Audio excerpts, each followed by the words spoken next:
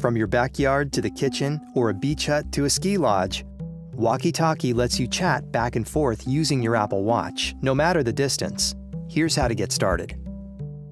First, make sure your Apple Watch is running watchOS 5. Not sure how to update? Check out the link in the description below. To start using Walkie Talkie, press the digital crown to go to the home screen, then open the Walkie Talkie app.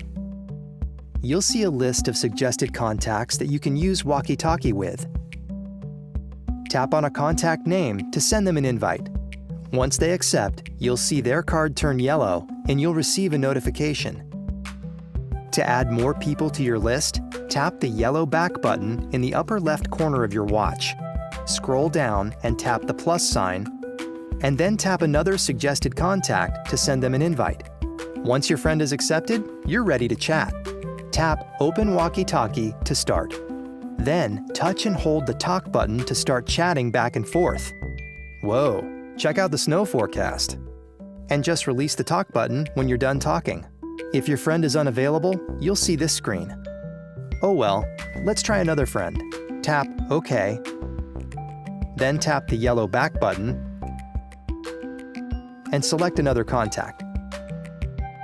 Now touch and hold the talk button again. Got an extra lift ticket, you in? Then release the talk button when you're done. When your friend responds, you'll hear their voice immediately and without a notification. Yeah, let's go. Just like that.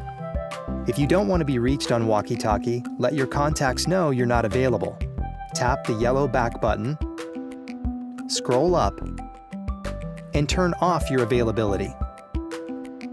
Turning Do Not Disturb on or using theater mode will also turn off your availability. Copy that. For all the latest tips and how-tos, subscribe to the Apple Support channel or tap another video to keep watching now.